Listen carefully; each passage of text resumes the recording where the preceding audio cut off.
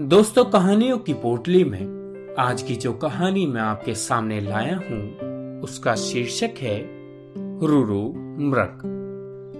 एक समय की बात है जब रूरू मृग हुआ करते थे। इस मृग का रंग सोने की तरह, बाल रेशमी मखमल से भी अधिक मुलायम और आंखें आसमानी रंग की होती थी। रूरू मृग किसी के भी मन को मोह लेता था। ये मृग अधिक सुंदर और विवेकशील था और मनुष्य की तरह बात कर सकता था।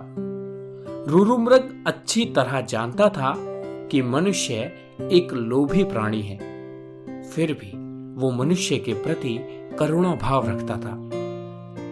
एक दिन रूरू मृग जंगल में सैर कर रहा था, लेकिन तभी वो किसी मनुष्य के चिल्लाने की आवाज सुनता है। जब वो मौके पर पहुंचा तो उसे नदी की धारा में एक व्यक्ति बहता हुआ नजर आया। ये देखकर मृग उसे बचाने के लिए नदी में कूद पड़ा और डूबते हुए व्यक्ति को उसके पैर पकड़ने की सलाह देता है। लेकिन वो व्यक्ति उसके पैर ना पकड़कर मृग के ऊपर ही बैठ जाता है।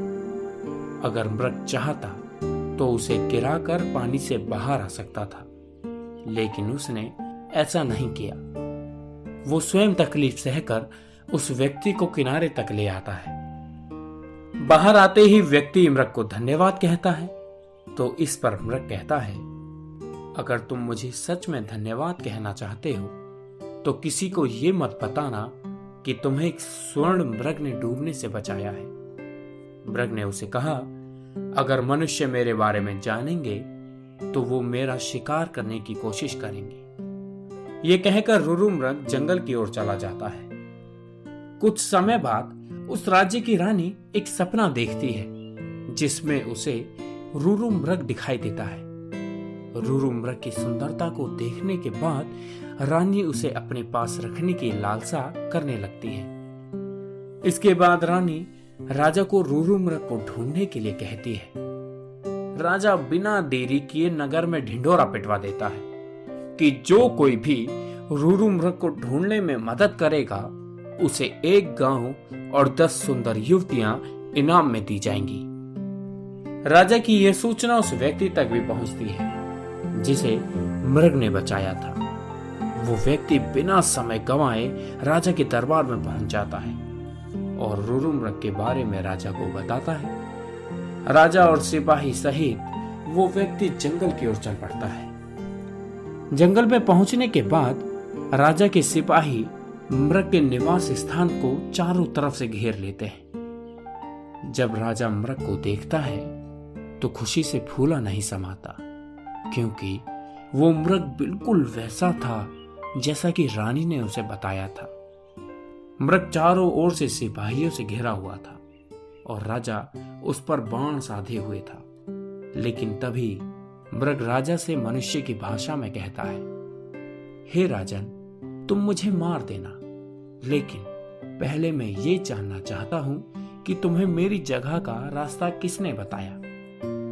इस पर राजा ने उस व्यक्ति की ओर इशारा किया जिसकी जान मृग ने बचाई थी। उस व्यक्ति को देखकर मृग कहता है, निकालो लकड़ी के कुंदे को पानी से, ना निकालना कभी एक अकृतज्ञ इंसान को। जब राजा ने मृग से इन शब्दों का मतलब पूछा तो मृग ने बताया कि उसने इस व्यक्ति को डूबने से बचाया था। मृग की बातें सुनकर राजा के अंदर की इंसानियत जाग गई। उसे खुद पर शर्म आने लगी और क्रोध से उस व्यक्ति की ओर तीर का निशाना कर दिया। ये देखकर मृग ने राजा से उस व्यक्ति को न मारने की प्रार्थना की। मृग की दया भावना देखकर राजा ने उसे अपने राज्य में आने का निमंत्रण दिया। मृग राजा के निमंत्रण पर कुछ दिन राजमहल में रहा और फिर वापस जंगल की ओर लौट गया। दोस्तों, इस कहानी से हमें ये शिक्षा मिलती है कि हमें किसी का एहसान नहीं भूलना चाहिए, चाहे वो इंसान हो या जानवर।